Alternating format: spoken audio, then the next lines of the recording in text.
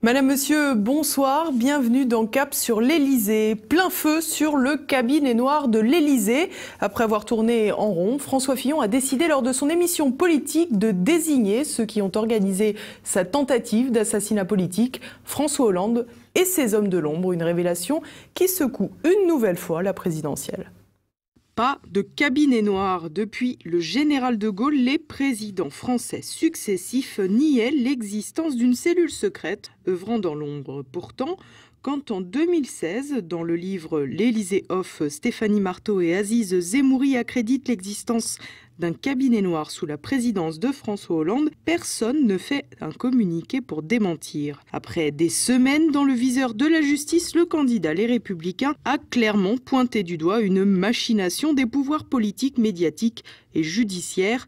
Tout viendrait du cabinet noir de François Hollande, lequel a considéré ces déclarations indignes. En dénonçant ce pouvoir à l'intérieur du pouvoir, François Fillon a réclamé qu'une enquête soit faite, une demande passée sous silence pour donner du grain à moudre aux polémiques. Pourtant, il faut dire qu'avec les informations dont disposaient les journalistes sur les déclarations faites à la police de François Fillon, son épouse ou ses enfants, il est impossible de nier que certains œuvre pour sa perte. Qui tire les ficelles? Les accusations sont désormais portées contre le sommet de l'État. Le magazine Valeurs Actuelles revient sur l'existence d'un cabinet noir dans son dernier numéro.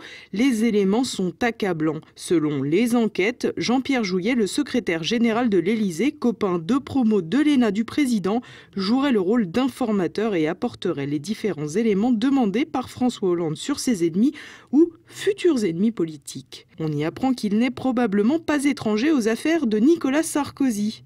En 2014, François Hollande laissait échapper au sujet de son prédécesseur à l'Élysée qu'il le surveillait et savait tout ce qu'il faisait. Dans le livre Bienvenue Place Beauvau, tout juste dans les librairies, on lit au sujet des affaires de Sarkozy, je cite, que derrière ces ennuis à répétition qui ciblent les rivaux du président sortant, il est difficile de ne pas voir la patte de Hollande. On se rappelle d'ailleurs dans ce cadre que Christiane Taubira, alors garde des Sceaux, avait nié être tenue au courant des avancées de la justice en brandissant des documents devant les journalistes, des documents qui, contrairement à ce qu'affirmait la Guyanaise, prouvaient le contraire. Tant qu'à prendre les gens pour des truffes, autant y aller à fond. Bref, si avec Sarkozy, les manœuvres du pouvoir socialiste sont avérées, tout porte à croire qu'elles existent également dans les affaires compromettant François Fillon. Au-delà des faits reprochés et de leur véracité qui reste à prouver, la rapidité avec laquelle le parquet national financier, dirigé par une proche de Taubira, Éliane Houlette, s'est saisi, établit les premiers doutes. D'ailleurs, on se souvient que l'homme de l'ombre, Jean-Pierre Jouyet, est celui qui a présenté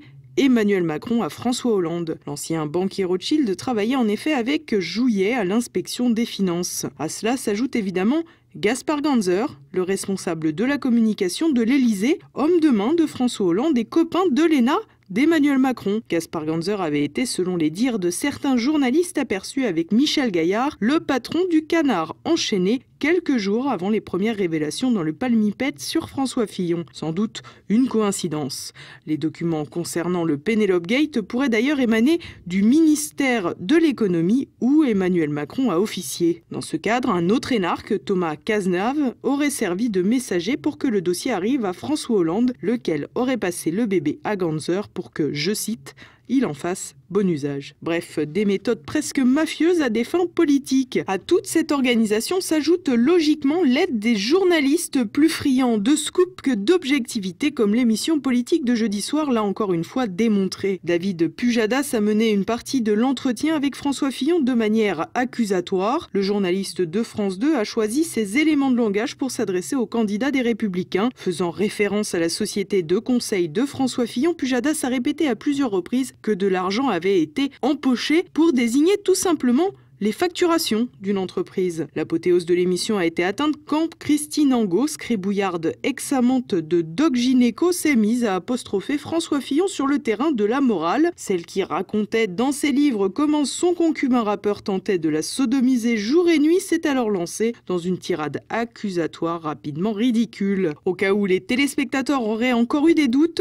Angot a ensuite lancé à son interlocuteur qu'il ne s'agissait là pas d'un débat. Aussi aurait-elle pu ajouter qu'elle n'était là que pour vociférer. Après de lourdes et pesantes minutes, le public a fini par se plaindre de la tirade et l'androgyne hystérique a finalement quitté le plateau, indiquant que les journalistes l'avaient invitée pour qu'elle dise à François Fillon ce que ne pouvait pas dire. Une conclusion significative. L'émission en tant que telle a donc été considérablement polluée. Le fond de l'intervention du candidat de la droite est minoré. Comme lors du débat, Fillon aura été en retrait dans la première partie de l'émission où les coups pleuvaient plus que les questions. Le passage consacré à l'économie lui a donné l'occasion de s'exprimer plus objectivement sur son programme. Le candidat est toutefois apparu hésitant sur les questions relatives à l'immigration. Le maire d'Hénin-Beaumont, Steve Briouat, a rappelé le nombre d'immigrés entrés en France lors du quinquennat Sarkozy. François Fillon a donc rappelé qu'il souhaitait, lui, mettre en place des quotas pour réduire l'immigration, ce qu'il considérait être une nouveauté, et qu'il fallait également améliorer les conditions de traitement des demandes sur le droit d'asile. François Fillon a également évoqué le pouvoir d'achat des Français en rappelant qu'il souhaitait augmenter la TVA et baisser les charges sociales. Le candidat Les Républicains a finalement affirmé vouloir mettre tout en œuvre pour faire baisser le chômage. Face à un professeur militant de Jean-Luc Mélenchon, Fillon est revenu sur l'importance de revoir l'enseignement de l'histoire de France, trop idéologisé selon lui. Il s'agira non pas de l'idéaliser, comme le dénonçait son intervenante, mais de l'apprendre dans son intégralité. Gageons que dans quelques siècles, on écrira la vérité sur le cabinet noir de François Hollande dans les manuels scolaires.